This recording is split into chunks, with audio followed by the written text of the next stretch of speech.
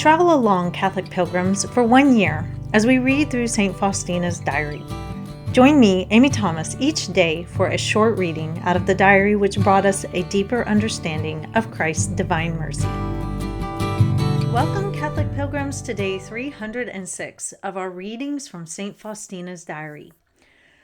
With the advent of social media, a lot changed in the way that we present ourselves to the world.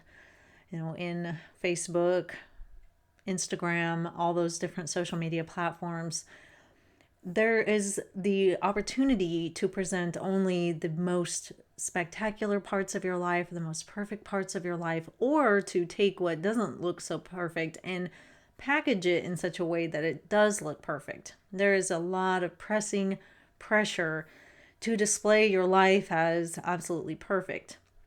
But something else that I have also noticed is that there's also kind of a growing pressure to show that you are the person who doesn't have it all together. This is especially true with women, to just like proclaim that you're a hot mess woman, that you don't have everything together, your house is just a disaster area and everything is destroyed, your kids are running naked through the streets, and this is your life and you're just showing it how it really is.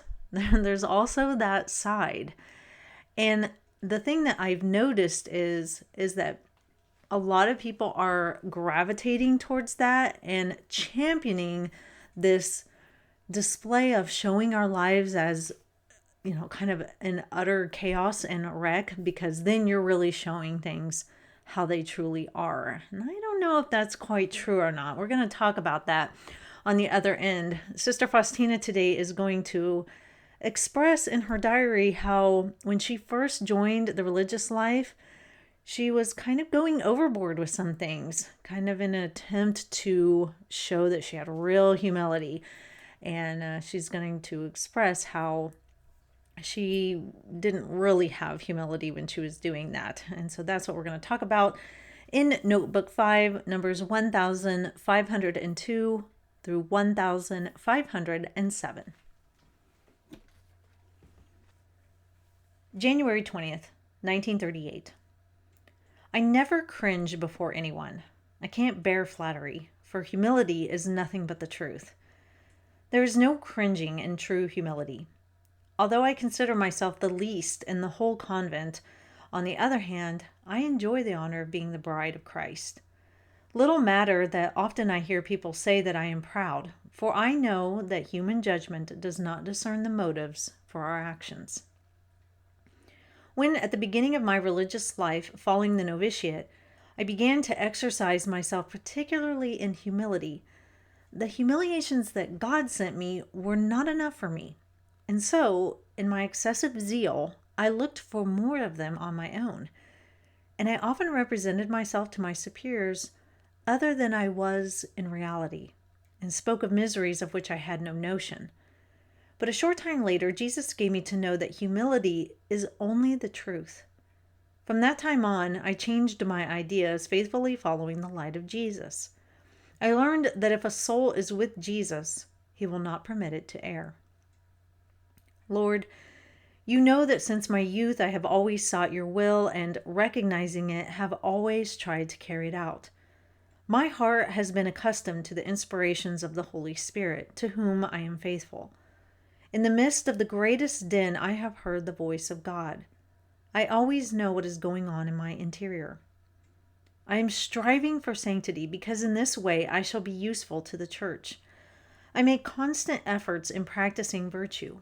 I try faithfully to follow Jesus, and I deposit this whole series of daily virtues, silent, hidden, almost imperceptible, but made with great love, in the treasury of God's Church for the common benefit of souls. I feel interiorly as if I were responsible for all souls. I know very well that I do not live for myself alone, but for the entire Church.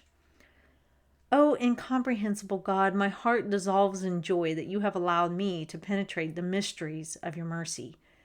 Everything begins with your mercy and ends with your mercy. All grace flows from mercy, and the last hour abounds with mercy for us. Let no one doubt concerning the goodness of God. Even if a person's sins were as dark as night, God's mercy is stronger than our misery. One thing alone is necessary, that the sinner set ajar the door of his heart, be it ever so little, to let in a ray of God's merciful grace, and then God will do the rest. But poor is the soul who has shut the door on God's mercy, even at the last hour.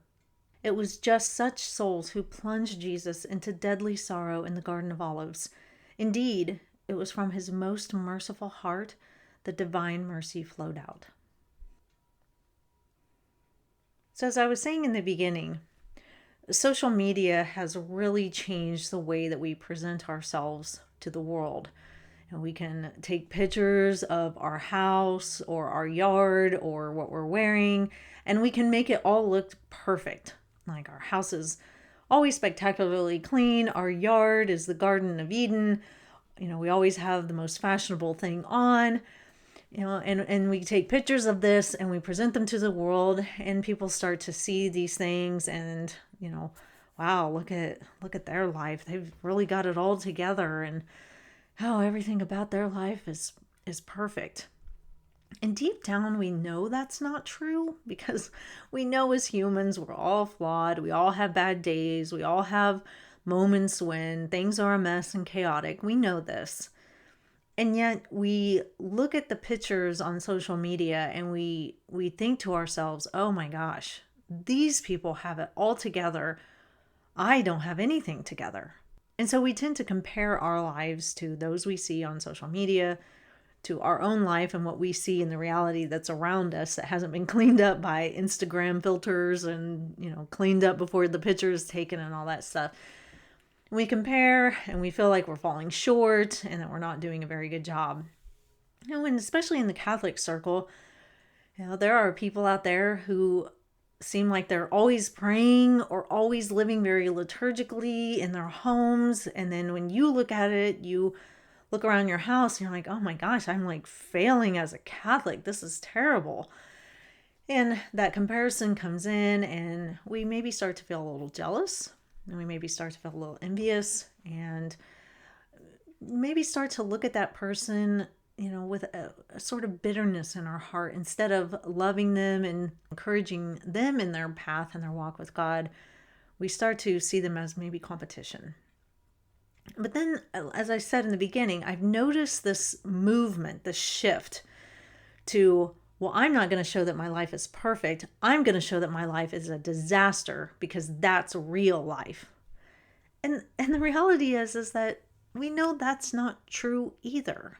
We don't all have our houses a disaster. Okay, well, maybe if you're a hoarder, but for the most part, our lives are not a 24-hour disaster where the kids are just running around like wild beasts and everything is nuts and chaotic and our lives are just one big quote unquote hot mess, and where we just act like we've totally embraced it. This is just who I am. Follow me as I am so different from those people who try to portray perfection. And I've noticed that a lot of people, especially women, gravitate towards this and they're like, oh yes, you're living the truth. You're living in reality. This is what life is really like. And honestly, I just think both are kind of a lie. I don't want to totally judge people, but I do. I feel like both are a perception in order to show a reality that really isn't there. And for some reason, there's a reason why. And, we could get into the reasons why maybe at another time, because in my mind, they're very interesting and I've thought a lot about it. But this is something that we have to be very careful about. Sister Faustina here today, she shares with us that at the beginning of my religious life following the novitiate, I began to exercise myself particularly in humility. Okay, that's good. We all should practice the virtue of humility. Then she goes on to say, the humiliations that God sent me were not enough for me. Ooh, thinking that what God is doing in your life is not enough. That's not quite true humility. And so she goes on to say, and so in my excessive zeal, I looked for more of them on my own. This idea that I'm going to go all out. I am going to heap it on. I am going to be like the most humble person in the world because I'm going to go seeking out even more humiliations than what God is giving me because I am that passionate about this and I really want to live out the virtue of humility. Then she goes on to say, and I often represented myself to my superiors other than I was in reality, and spoke of miseries of which I had no notion. And so this is so interesting. She realizes that in her effort to look super humble and be full of the virtue of humility, she heaps on these excess humiliations. What God has done is not enough. God, you don't know me well enough to give me what will work in my life, so let me do some more, okay? And so in doing so, she's trying to present herself as a very humble person, but yet in reality, what she is presenting to the superiors is not a humble person because she thinks that she can do better, that she can really show everybody that she's just full of this humility because she's taking on even more. And so she doesn't really present the reality of the situation. There's some pride here.